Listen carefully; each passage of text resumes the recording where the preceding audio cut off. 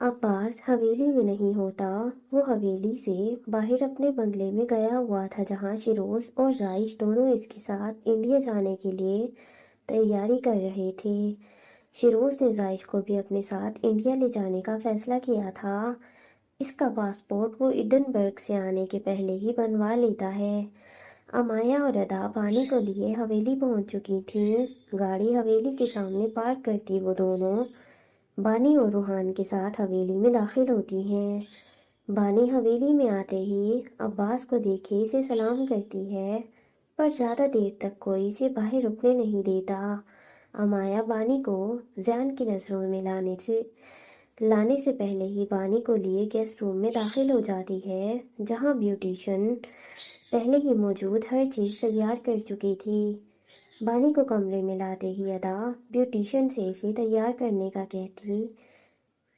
कहती है। बानी जल्दी से फ्रेश होकर आती है और आकर ड्रेसिंग टेबल के सामने कुर्सी पर बैठ जाती है, जबकि अमाया रूहान को खुद तैयार करने लगती है। आरिश पूरी रात से जान के साथ इसी कमरे में ही था। वो अपने कमरे में जाना चाहता था, लेकिन जा नहीं पा रहा था। इस वक्त भी वो सफ़ेद कलर की कॉटन की कमीज शलवार में मलबूस इसका कोट गेस्ट रूम में पड़ा हुआ था। इस वक्त वो अपने कमरे के सामने टहलते हुए बार बार दरवाजे की जानिब देख रहा था और अंदर जाने के लिए हिम्मत इकट्ठी कर रहा था।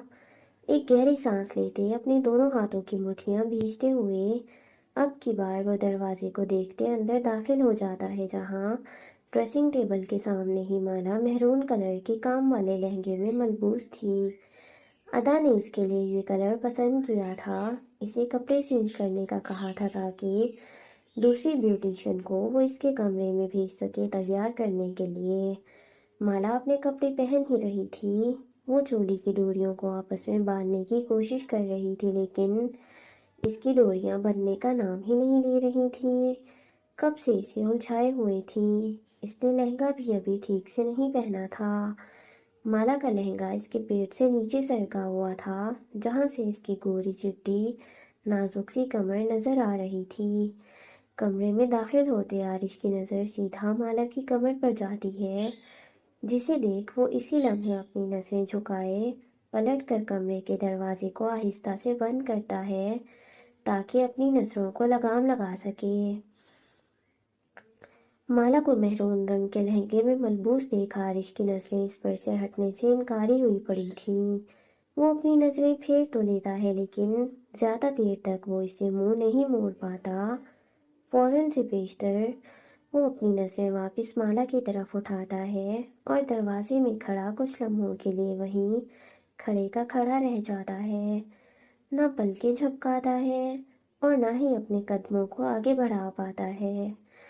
या अल्लाह! माला बेजारियत से बोल रही थी कि आरिश होश की दुनिया में आता खुद को कंपोज करता हुआ आगे की तरफ हल्का सा बढ़ता है और आराम से कमरे का दरवाज़ा बंद करता है।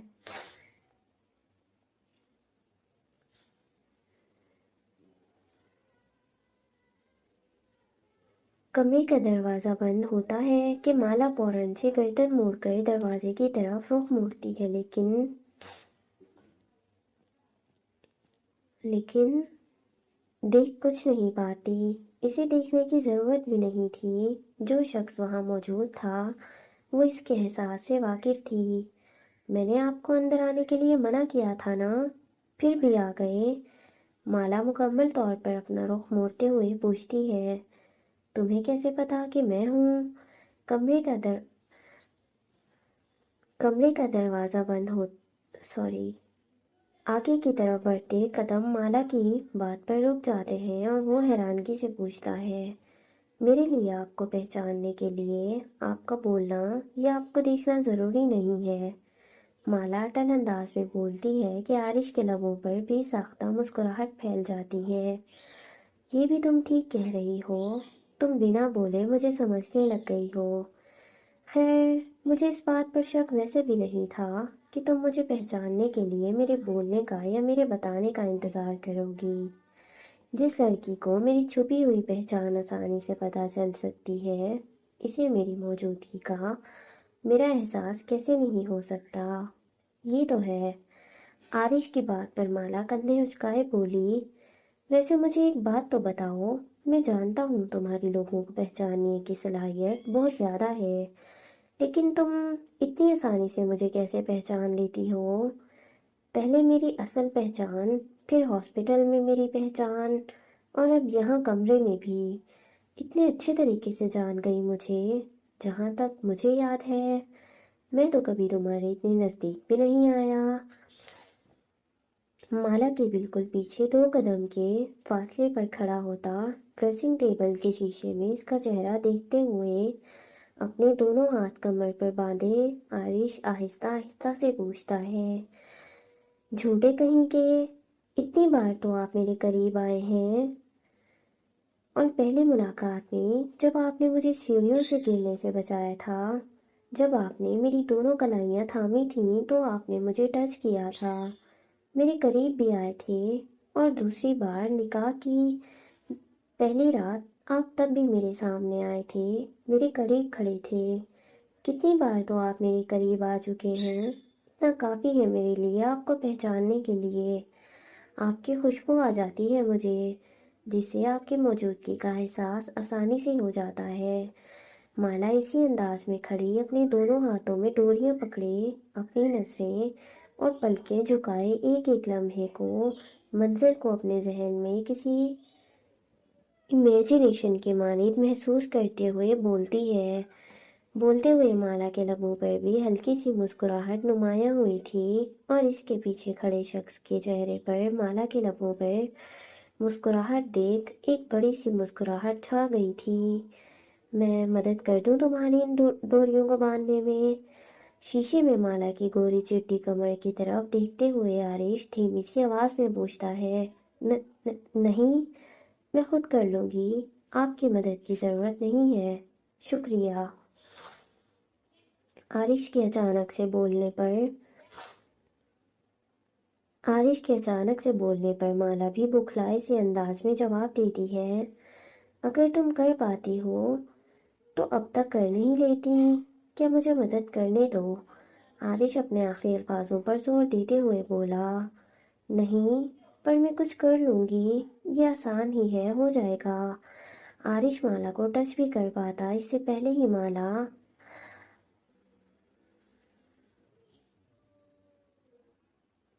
آگے کی طرف کھینچتے ہوئے ڈریسنگ ٹیبل سے ٹکرائے بولتی ہے، اتنا گھبرا کیوں رہی ہو؟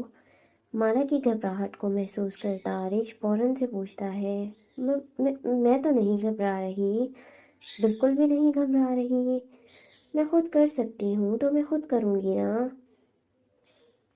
میں کیوں مدد لوں کسی کی؟ مسلسل اپنی ڈوریوں کو آپس میں باندھنے کی کوشش کرتے ہوئے بولتی ہے۔ جتنا وہ انہیں آسانی سے باندھنے کی کوشش کرتی ہے وہ اتنی ہی آپس میں الجھتی جاتی ہیں۔ ڈوریوں میں لگی بھاری سی لٹکن جن کا وزن کافی تھا، جس کی وجہ سے ڈوریاں آپس میں بار بار الجھتی جا رہی تھیں۔ آرش مالا کی الجھنوں کو دیکھ رہا تھا لیکن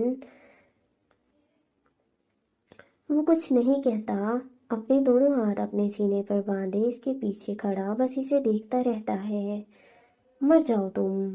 مالا غصے میں لب دبائے اپنے ہاتھ میں پکڑی ڈوریوں کو مٹھیوں میں بھیجتے ہوئے بولی۔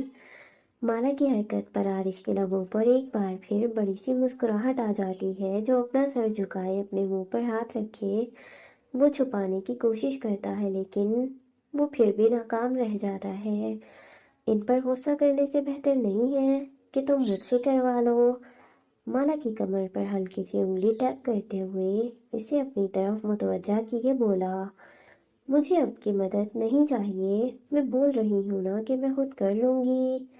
مالا ایک بار پھر ضدی انداز میں بولتی ہے کہ اتنے میں آرش اس کی کمر پر پکڑی ڈوری کو زور سے کھینچتے ہوئے مالا کے قدموں کو اپنی طرف کھینچتا ہے۔ مالا کی ڈوری پر جیسے ہی کھچاؤ پڑتا ہے وہ فوراً سے پیچھے کی جانب لڑکھڑاتے ہوئے قدم اٹھاتی ہے اور سیدھا آرش کے سینے سے جا لگتی ہے۔ اگر اب تم نے آگے پیچھے ہونے کی کوشش کی یا مجھے روکنے کی کوشش کی تو یاد رکھنا، ایسا نہ ہو کہ میں ان ڈوریوں کو باندھ کر تمہیں ان کپڑوں میں قید کرنے کے بجائے इन डोरियों को खोलकर कुछ और कर जाऊं। वो क्या है ना शुगर कैंडी, मैं अच्छा हूँ लेकिन मैं एक शौहर भी हूँ, और किसी भी शौहर को ये बात हरगिज़ पसंद नहीं होती कि इसकी बीवी बार बार इसे खुद से दूर करे। अब तुम सोच लो कि शराफत से मुझे खुद से दूर करने दोगी या फिर मैं जोर ज़बरदस्ती पर आ जाऊं। धमकी देंगे आप मुझे?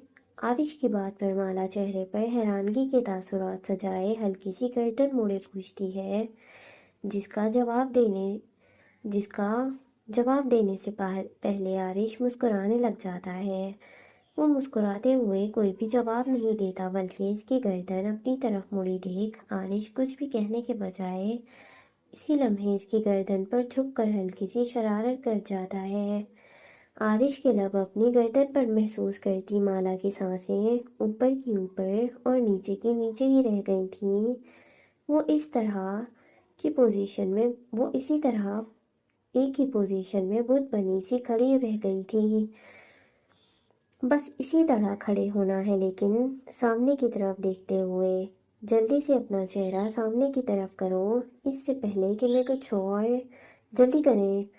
आरिश अपनी बात मुकम्मल करता इससे पहले ही माला कहते हुए लहंगे को अपने दोनों हाथों में पकड़े अपना रुख वापस मोड़ लेती है और अपने कदम कुछ आगे जाने के लिए उठाने लगती है।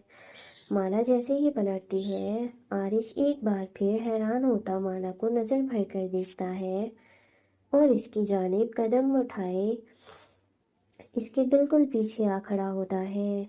कमर पर बिखरे बालों को कमर से हटाते आरिश माला के पुष्प को देखने की कोशिश करते हुए अपनी आंखें बार बार बंद किए खोलता है और कमर पर लटकी डोरियों को अपने हाथ में पकड़े बांधने लगता है। इसकी नजरें माला की कमर से हटाना मुश्किल हो रहा था। माला की कमर पर डोरियों को बांधने के बाद आरिश का हाथ इसकी कमर की जानिब बढ़ता है। वो अपनी उंगली इसकी कमर पर फेर रहा होता है कि इतने में माला फौरन से पलट जाती है। वो जैसे ही पलटती है और इसकी बेहद करीब हो जाती है। माला की झुकी पलकों को देख आरिश का अपने आप पर से जब्त खत्म होता जा रहा था। आरिश को अपने इतने करीब महसूस करती माला अपने और इसके दरमियान फासला कायम करने के लिए इससे दूर होती, इसे क्रॉस करने की कोशिश करते हुए वहां से हटने लगती है। माला को खुद को क्रॉस करता देख माला के कुछ भी कहने से पहले ही आरिश इसकी खाली कमर पर हाथ रखे इसे अपनी तरफ खींचता हुआ अपना मुकम्मल रुख इसकी तरफ मोड़ लेता है और बिना वक्त गवाए इसके लबों पर झुक जाता है। आरिश की हरकत पर माला हैरान होती जल्दी से अपने लहंगे को अपने हाथों से आज़ाद करती इसकी कमीज को अपनी मुट्ठियों में कैद कर जाती है, लेकिन माला के हाथ की बढ़ती हुई गिरफ्त को देख आरिश खुद को कंपोज करते इससे दूर होता है और माला के चेहरे की तरफ देखता है, जो अब भी शर्म से पलकें झुकाए हुए थी। माला के सुर्ख होते चेहरे को इसकी झुकी पलकों को देख फिर अपने आप पर से जब्त खोते हुए माला की गर्दन को अपने हाथ की गिरफ्त में लेता दोबारा शिद्दत से इसके लबों पर काबिज हो जाता है। इतना कि वो माला को सांस लेने की इजाज़त भी नहीं दे रहा था। आरिश माला के लबों पर काबिज होता इसकी सांसें इस पर तंग करते हुए अपनी मोहब्बत की शिद्दत की पहली झलक इस पर निछावर कर रहा था और माला को खुद में सिराब कर रहा था कि इतने में कमरे के दरवाजे पर दस्तक होती है, जिसकी पहली दस्तक पर ही आरिश माला के लबों को आज़ाद कर जाता है। पर दरवाजे की तरफ देखने से पहले ही वो माला के चेहरे को देखता है, जो अपना सर झुकाए खड़ी थी। माला के मासूम से चेहरे को देखते हुए आरिश के लबों पर एक बार फिर से मुस्कुराहट छाने लगती है। माला का चेहरा अपने दोनों हाथों में प्याले नुमा अंदाज में पकड़ते वो इसके माथे पर बोसा दे देता है और इससे दूर होता दरवाजे की तरफ बढ़ता है, जहां बाहर दरवाजे की अमाया ब्यूटिशियन को लिए खड़ी हुई थी। ब्यूटिशियन को देख आरिश कोई सवाल किए बिना कमरे से बाहर निकल जाता है और अमाया ब्यूटिशियन के साथ कमरे में दाखिल होती है। माला, जो अभी तक इसी अंदाज में सर झुकाए खड़ी थी, مالا کو دیکھ امایا پہلے تو تھوڑا سا پریشان ہوتی ہے، لیکن اس کے سرخ ہوتے چہرے کو دیکھ امایا کچھ نہیں پوچھتی، کچھ نہیں بولتی، بس اسے دونوں بازوؤں سے پکڑتے ہوئے دھیان سے کرسی پر بٹھائے بیوٹیشین کو اس کا میک اپ کرنے کا کہتی ہے، اور کہنے کے فوراً بعد وہ کمرے سے باہر نکلتی، اپنے کمرے کی طرف بڑھتی، خود تیار ہونے کے لیے، کیونکہ نکاح کا وقت ہوتا جا رہا تھا۔ امایا جیسے ہی کمرے میں آتی ہے، آریان کو دیکھنے کے لیے وہ کمرے میں اپنی نظریں دوڑاتی ہے، لیکن اسی کمرے میں وہ کہیں بھی نظر نہیں آتا۔ اس کے نکالے ہوئے کپڑے جو اس نے نکاح کے دوران پہنے تھے وہ اس وقت بیڈ پر موجود نہیں تھے۔ آریان پہلے تیار ہو کر حویلی سے باہر جا چکا تھا، انڈیا کا کام اس کے سر پر سوار ہو چکا تھا۔ جب تک وہ وہاں جا کر اپنا کام مکمل نہیں کر لیتا، اسے سکون کا سانس نہیں آنے والا تھا۔ جس طرح ایڈنبرگ اس کے سر پر سوار تھا، اس طرح ہی ایک بار پھر سے انڈیا اور وہاں ضروری کام اس کے سر پر سوار ہو چکا تھا۔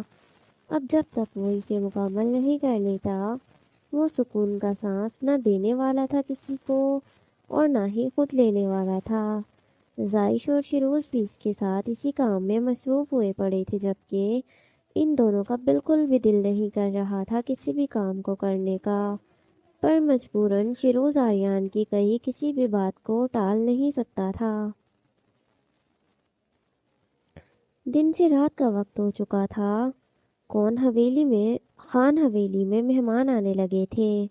عالم حویلی سے شمشیر صاحب، ان کی بیگم اور بیٹی کے ساتھ اقبال صاحب اور ان کی بیگم صاحبہ بھی آئی تھیں، حسنہ کے ساتھ، جن کے آنے کی اطلاع وہاں موجود ہر شخص کو ہو چکی تھی۔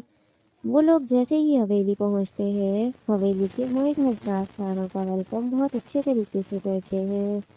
اتنے ٹائم بعد وہ لوگ عالم خاندان سے مل رہے تھے، اس لیے ان سب کا احترام کرتے ہوئے ان سے اچھے خاصے محبت سے ملے تھے۔ سائیں خان سے بڑا کوئی نہیں تھا خان حویلی والوں کے لیے، لیکن شمشیر صاحب اور اقبال صاحب کے احترام میں ہمیشہ ان سب کے سر عزت سے جھک جاتے تھے۔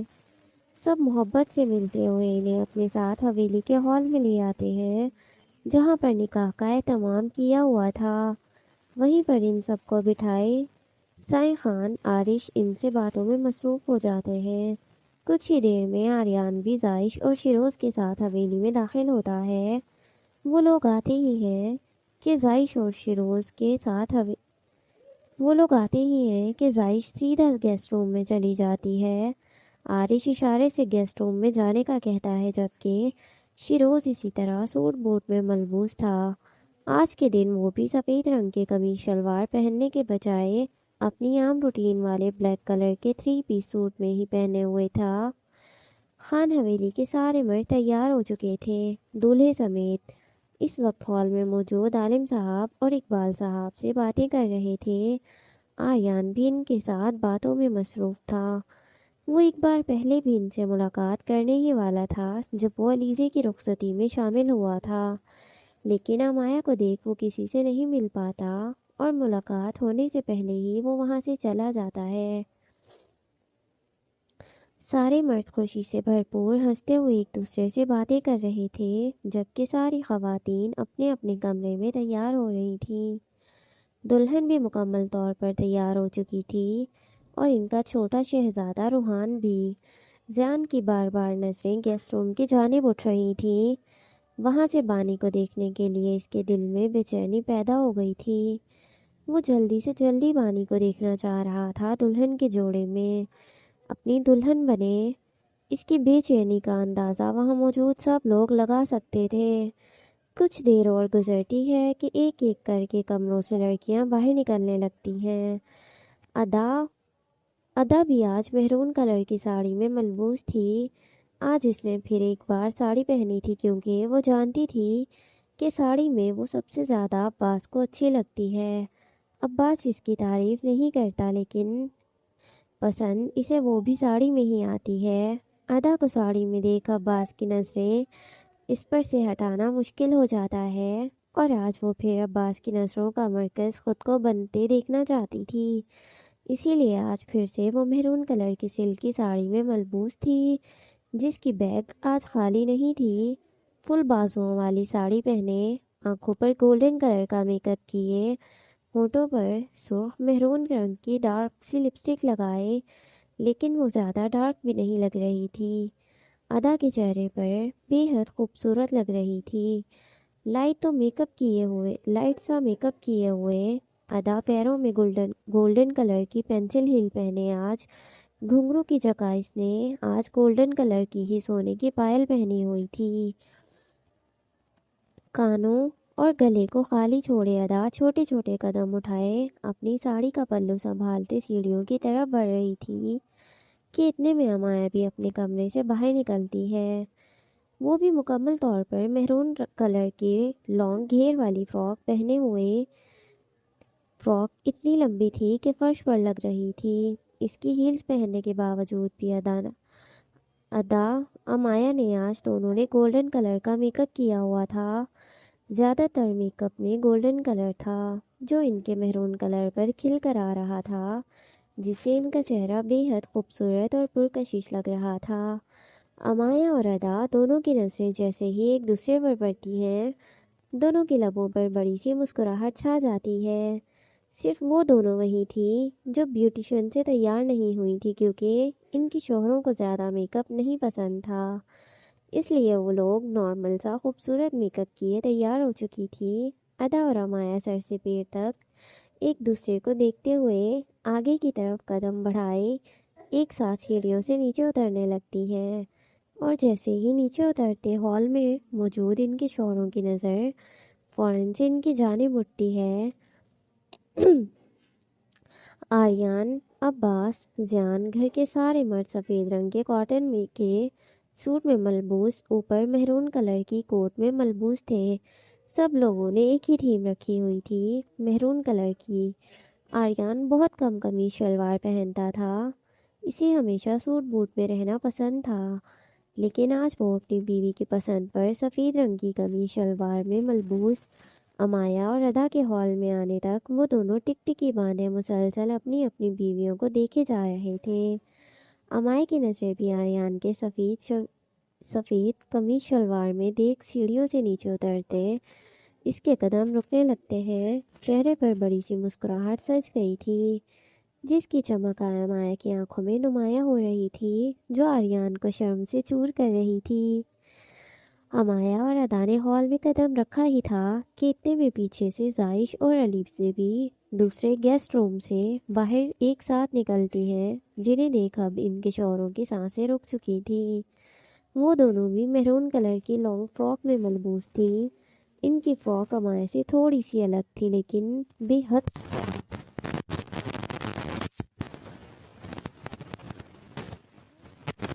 نارمل میک اپ کیا اور کروایا تھا، کسی نے بھی حد سے زیادہ میک اپ نہیں کیا تھا۔ وہ دونوں بھی ہال میں پہنچی ہی تھی کہ علیزے کی نظر سیدھا اپنے ماں باپ پر پڑتی ہے۔ زرخان کو وہ دور سے ہی دیکھتی آ رہی تھی، کیونکہ خود پر زرخان کی نظروں کی تپش محسوس کر رہی تھی، پر جیسے ہی وہ قریب آتی ہے اس کی نظریں اپنے ماں باپ پر پڑتی ہیں، جو ممتا بھری نگاہوں سے اسے دیکھ رہے تھے۔ علیزے کی نظر جیسے ہی اپنے ماں باپ پر پڑتی ہے، ان سب لوگوں کے چہروں پر بڑی سی مسکراہٹ آ جاتی ہے۔ زرخان سے نظریں ملانے سے پہلے ہی اپنے ماں باپ کے پاس جاتی، پہلے ان سے گلے ملتی ہے، ان کو پیار لیتی ہے، پھر اپنے ساس سسر کے پاس جاتی، ان سے ملتی، اور آخر میں زرخان کو دیکھتے ہوئے اس کی طرف چھوٹے چھوٹے قدم اٹھائے اس کی سانسوں کو اتھل پتھل کرتی، اپنے چہرے پر چھانے والی بڑی سی مسکراہٹ کو ضبط کرتے اس کے برابر میں آ کھڑی ہوتی ہے۔ زرخان کی نظریں علیزے کے چہرے پر ہی جمی ہوئی تھیں، وہ اس کے برابر میں آ کھڑی ہوئی تھی، لیکن زرخان کی نظریں پھر بھی اس کے چہرے سے ہٹ نہیں رہی تھیں۔ وہ بس اسے ٹکٹکی باندھے مسلسل دیکھے جا رہا تھا۔ اتنے میں عارش کے کمرے کا دروازہ کھل جاتا ہے اور مالا کے نکلنے سے پہلے بیوٹیشین باہر نکلتی ہے، اور اس کے پیچھے پیچھے مالا چھوٹے چھوٹے قدم اٹھائے اپنے لہنگے کو ہاتھ میں پکڑے دروازے سے باہر قدم رکھتی ہے کہ بیوٹیشین نے نیچے ہال میں کھڑی ادا کو دیکھ وہ مالا کو لے جانے کے لیے اشارہ کرتی ہے۔ جیسے ہی بیوٹیشین اشارہ کرتی ہے، ادا اسی لمحے عارش کی جانب دیکھتی ہے اور عارش کو مالا کو لے کر آنے کے لیے کہتی ہے۔ ادا کے کہنے پر عارش اسی لمحے سیڑھیوں کی طرف بڑھتا ہے۔ وہ بھی آدھی سیڑھیوں پر چڑھا ہی تھا کہ اس کی آنکھوں کے سامنے مالا کا چہرہ آتا ہے، جو باقی سب سے زیادہ میک اپ میں ملبوس تھی۔ میرون کلر کے لہنگے میں گولڈن کلر کی جویلری پہنے ہوئے، ماتھے پر ٹکا سجائے، اپنے لمبے گھنے خوبصورت بالوں کو کچھ آگے تو باقی سارے کمر پر پھیلائے دوپٹے کو ساڑی سٹائل دیے ہوئے، وہ کندھے پر پن کیے میرون اور گولڈن کلر کے میک اپ میں ملبوس مالا کو دیکھ کچھ لمحوں کے لیے وہیں ساکت رہ جاتا ہے۔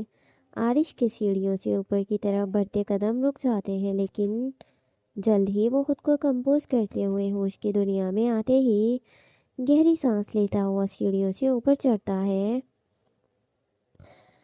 اور مالا کے سامنے جا کھڑا ہوتا ہے۔ بیوٹیشین اسی لمحے سیڑھیوں سے نیچے اتر کر برائڈل روم یہاں کیا لکھا ہوا ہے، برائڈل روم کی طرف بڑھ جاتی ہے، جبکہ سب کی نظریں اس وقت مالا اور عارش پر ٹکی ہوئی تھیں۔ ماشاءاللہ، مالا کو قریب سے دیکھتے ہوئے عارش کے منہ سے بھی ساختہ نکلتا ہے اور وہ اسی لمحے مالا کے چہرے کو ایک بار پھر پیالے نما انداز میں اپنے دونوں ہاتھوں میں پکڑتے محبت سے چور ہوتا اس کے ماتھے پر لب کو شائع کر جاتا ہے، اور جیسے ہی مالا کے ماتھے پر بوسہ دیتا ہے، نیچے ہال میں کھڑے لوگوں میں سے جان ایک زوردار سیٹی مارتا ہے، جس کو سنتے ہوئے عارش اور مالا دونوں کے لبوں پر فوراً سے مسکراہٹ آ جاتی ہے۔ نیچے چلے؟ محبت سے چور انداز میں نرم لہجے میں پوچھتا ہے۔ جی، مالا بھی اپنے لبوں پر ہلکی سی مسکراہٹ سجاتے ہوئے بولی۔ ابھی اس نے کہا تھا کہ اتنے میں عارش چھپ کر مالا کو اپنی باہوں میں اٹھا جاتا ہے اور اسی لیے سیڑھیوں سے نیچے اترنے لگتا ہے۔ اس کی حرکت پر مالا ایک بار پھر شرم سے چور ہونے لگتی ہے، لیکن اس لمحے کو وہ کچھ بول نہیں پاتی کیونکہ اسے بھی یہ لمحہ اچھا لگ رہا تھا۔ عارش مالا کو لیے نیچے ہال میں سب کے پاس لے آتا ہے، اسے زمین پر اتارتا ہی ہے کہ اتنے میں جان دونوں ہاتھ کمر پر رکھتے بلند آواز میں بولنے لگتا ہے۔ سب کی دلہنیں آ گئیں، میری والی کہاں ہے اور میرا چھوٹا پیکٹ بھی؟ جان گیسٹ روم کی طرف دیکھتے ہوئے پوچھتا ہے۔ ہاں، وہیں پر تمہاری دلہن بھی ہے، لیکن آج وہ دلہن بننے جا رہی ہیں تو ٹائم تو لگے گا نا انہیں۔ ہمارے والے تو تھوڑی پرانی ہو گئی ہیں، اس لیے جلدی آ گئیں، تمہاری والی آنے والی ہیں، انتظار کرو۔ آریان جان کے چہرے کی طرف دیکھتے ہوئے اس کی جانب اپنے 2 قدم بڑھائے چہرے پر ہلکی سی مسکراہٹ سجائے بولتا ہے۔ اور کتنا انتظار کروں، وہ مجھے کب سے انتظار ہی کروا رہی ہیں۔ مکمل طور پر آریان کی طرف مڑتے جان بھی بیزاریت والے انداز میں پوچھتا ہے۔ کیوں لالا، ابھی سے انتظار کر کے تھک گئے؟ ابھی تو لمبی عمر ہے انتظار کرنے کی۔ اپنے دونوں ہاتھوں میں فراک پکڑے آریان کے برابر میں کھڑی ہوتی اپنے فراک کو پیروں سے ہٹاتے ہوئے بولتی ہے۔ الٹے پیروں والی ناگن، اگر مجھ سے لڑائی کرنی ہے تو بھول جاؤ، آج میرا کوئی ارادہ نہیں ہے تم سے لڑائی کرنے کا۔ اپنی کمر سے ہاتھ نیچے چھوڑے زیان اپنی آنکھیں چھوٹی چھوٹی کیے مائع کو غصیلی نظروں سے دیکھتے ہوئے بولا۔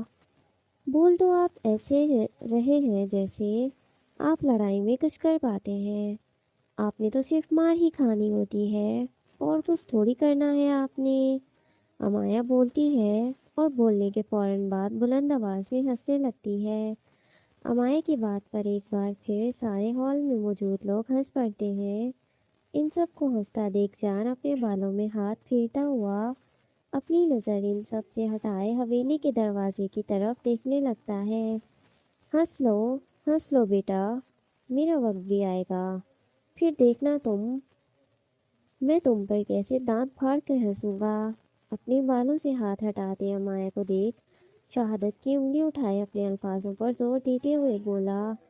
انشاءاللہ، کیوں نہیں۔ اگر آپ چاہیں تو ابھی بھی آ سکتا ہے۔ آپ نے کیا کرنا ہے، بس ایک کٹورا ہی تو پکڑنا ہے اپنے ہاتھوں میں۔ پکڑ لیں، آپ کا وقت آ گیا۔ تمہاری تو۔ امائی کو ہنستے ہوئے بولتا دیکھ زیان اس کی طرف غصے میں بڑھنے لگتا ہے کہ امایا فوراً سے آریان کے پیچھے جا کھڑی ہوتی ہے۔ اوئے، آج نکاح ہے اس کا، آج کے دن تو عزت کر لو اس کی۔ وہ ہی تو مجھ سے ان کی نہیں کی جاتی نا، معصوم بچوں کی طرح مسکراتے ہوئے بولتی ہے۔ کوئی بات نہیں، آج کے لیے یہ کرنا، کل نہ کرنا۔ امائے کے لیے گال کھینچتے ہوئے بولا۔ اوکے میاں جی، امایا ہنستے ہوئے بولتی ہے اور بولنے کے بعد آریان کے بازو کو اپنی بازو کے حصار میں باندھتی ہوئی اس کے ساتھ کھڑی ہو جاتی ہے۔ کوئی میری والی دلہن کو جا کر دیکھے گا، نکاح آج رات کرنا ہے۔ زیان گیسٹ روم کے بند دروازے کی طرف دیکھتے ہوئے بولا۔ صبر کر لو چھوٹے خان، ساری بے صبری تم نے آج ہی دکھانی ہے۔ اپنی کمر پر دونوں ہاتھ باندھتے ہوئے عباس گہری سانس لیتے ہوئے کہتا ہے۔ عباس کے کہنے پر زیان کی نظریں فوراً سے اس کی طرف اٹھتی ہیں۔ بابا! زیان کے صبر کا پیمانہ اب ختم ہو چکا تھا، اس سے اب انتظار ہو ہی نہیں رہا تھا۔ بس میرا صبر ختم ہو گیا، میں جا رہا ہوں، انہیں خود لے کر آتا ہوں۔ اتنا میک اپ کرنے کی کیا ضرورت ہے؟ امایا جیسا ضروری بننا ہے انہیں؟ میرے جیسا؟ زیان کی بات سن کر امایا اپنی شہادت کی انگلی سے اپنی طرف اشارہ کرتے ہوئے بکھلائے انداز میں بولی۔ یہ آدمی آج بھی میرے ہاتھوں پٹ کے رہے گا، اس کی تو۔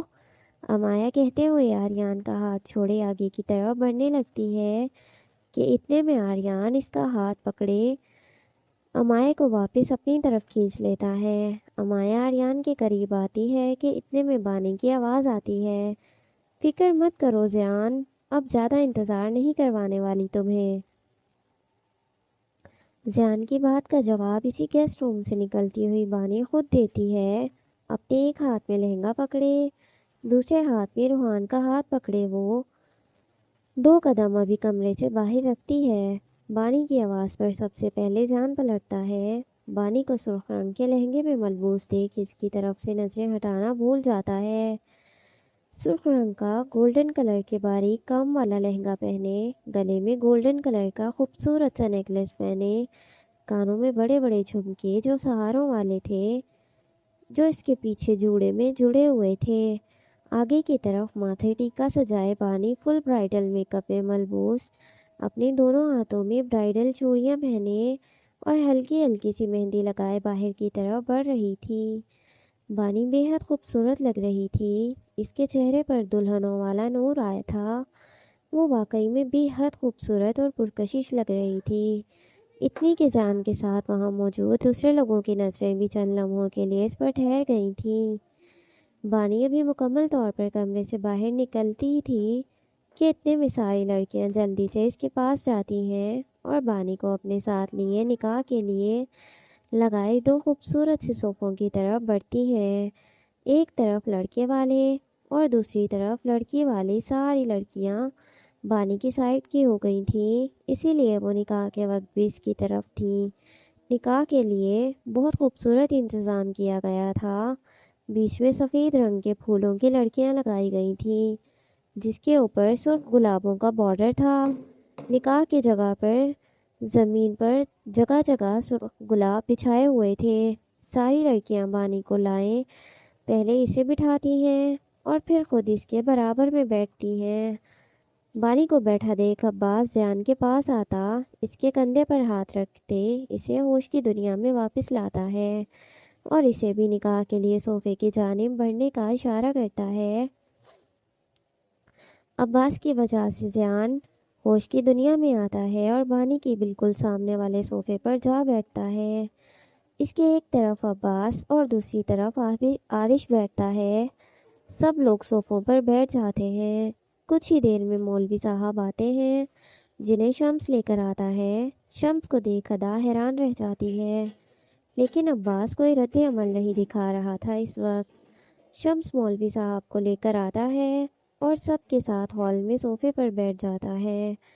مولوی صاحب کچھ ہی دیر میں نکاح شروع کرواتے ہیں۔ روحان بھی نکاح کے دوران اپنی ماں کے بجائے زیان کے پاس صوفے پر بیٹھا تھا۔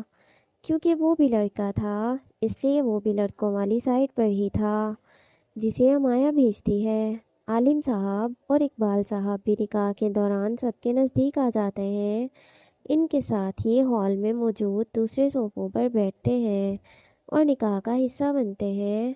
جلد ہی مولوی صاحب نکاح کو مکمل کروائے دعا کے لیے ہاتھ اٹھاتے ہیں۔ نکاح ان دونوں کا ہو رہا تھا لیکن سب کی نظریں اپنی اپنی بیویوں پر ٹکی ہوئی تھیں۔ کوئی بھی اپنی بیوی سے نظریں ہٹا ہی نہیں پا رہا تھا۔ دعا کے وقت بھی نظریں اپنے خالی ہاتھوں کی طرف نہیں اپنی بیویوں کے چہروں کی جانب تھیں جن سے نظریں ہٹانا ہر ایک کے لیے بے حد مشکل تھا اس وقت۔ اس بات کا اندازہ ان کی آنکھوں سے لگایا جا سکتا تھا۔ عباس کی نظریں بھی ادا پر تھیں لیکن ادا کی نظریں بار بار شمس کی طرف اٹھ رہی تھیں۔ اس کی یہاں پر موجودگی کے بارے میں وہ تصور بھی نہیں کر سکتی تھی، پر وہ اس لمحے اس کی آنکھوں کے سامنے بیٹھا ہوا تھا، لیکن عارش اس کی طرف ایک بار بھی نہیں دیکھ رہا تھا، جبکہ وہاں پر موجود کوئی بھی مرد نہیں دیکھ رہا تھا۔ ادا کی نظر شمس پر تو ایک نظر وہاں موجود ہر ایک مرد پر پڑتی ہے۔ یہ کام مکمل ہونے لگا تھا۔ سب لوگ دعائیں مانگتے ہوئے اپنے چہروں پر ہاتھ پھیر رہے تھے۔ شمس بھی چہرے پر ہاتھ پھیرتا ہے کہ اتنے میں اس کی نظر بھی ادا کی طرف اٹھتی ہے جو ابھی سے غصے میں گھور رہی تھی۔ شمس یہاں پر کیوں ہے؟ اسے یہاں کس نے بلایا؟ اور وہ سب کی موجودگی میں اتنا پرسکون کیوں ہے؟ ادا شمس کو دیکھتے ہوئے اور وہاں موجود باقی لوگوں کو دیکھتے ہوئے دل ہی دل میں خود سے پوچھ رہی تھی، لیکن اسے سوال کا جواب نہیں مل رہا تھا۔